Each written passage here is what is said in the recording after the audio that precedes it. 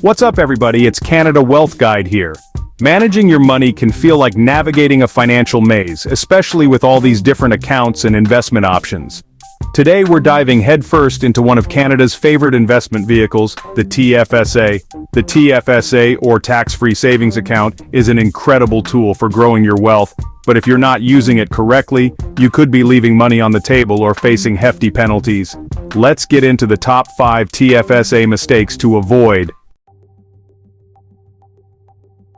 Alright, let's kick things off with our first TFSA mistake: incorrect beneficiary designation.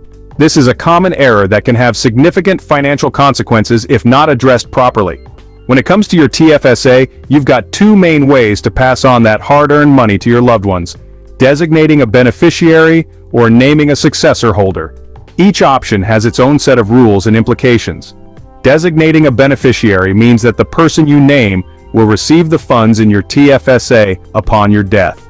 However, this method can come with some limitations and potential tax issues. If you've got a spouse or common law partner, the best way to do this is to list them as a successor holder, not just a beneficiary. Imagine Jim and Sally, a couple planning their financial future together. Jim's got a healthy TFSA and he wants Sally to benefit from it when he's no longer around. He needs to make a crucial decision on how to list her. If Jim lists Sally as a beneficiary, she can only put that money into her own TFSA if she has enough contribution room available. This can be a significant limitation. If she's maxed out her contributions, that inherited money might be subject to taxes. This could reduce the overall benefit of the TFSA funds. Now, let's say Jim listed Sally as the successor holder instead. This is a more advantageous option for several reasons. In this scenario, Sally inherits the entire TFSA account, merging it with her own TFSA without worrying about her contribution room or facing any immediate tax implications. This allows for seamless transfer and continued tax-free growth. So remember, folks, when it comes to your TFSA beneficiary, successor holder is the way to go to maximize the tax benefits for your loved ones. This small change can make a big difference in preserving the value of your TFSA. Avoid this blunder to ensure your loved ones get the most out of your TFSA. Proper planning and understanding the options can lead to significant financial security for your family. Moving on to our second TFSA mistake: using your TFSA as a savings account. While it's true you can stash your cash in a TFSA and earn a bit of interest, you're severely limiting its potential. Think of it this way: your TFSA is like a high-performance sports car, and treating it like a regular savings account is like driving that sports car exclusively in first gear. High-interest savings accounts are great for short-term goals, but for long-term wealth building, your TFSA needs to stretch its legs in the investment arena. Any money you earn within a TFSA, whether it's interest, dividends, or capital gains, is completely tax-free. This tax-free growth is a powerful advantage that can significantly boost your savings over time. Instead of settling for paltry savings account interest rates, consider investing your TFSA contributions in a diversified portfolio of stocks, bonds, or even real estate investment trusts, REITs. Diversification helps spread risk and can lead to more stable returns. These investment vehicles offer the potential for much higher returns, allowing your TFSA to reach its full growth potential. By investing wisely, you can take full advantage of the tax-free growth and maximize your financial gains. Don't shortchange your financial future by relegating your TFSA to a simple savings account. Unleash its true power through strategic investments. By doing so, you can ensure that your TFSA works harder for you, helping you achieve your long-term financial goals and dreams. Mistake number 3. Using a TFSA while carrying high-interest debt. It's like trying to fill a bathtub with the drain wide open. You might make some progress, but it's going to take a lot longer. If you've got credit card debt, personal loans, or any other high-interest debt, your number one financial priority should be to crush that debt. High interest rates are silently eating away at your financial progress.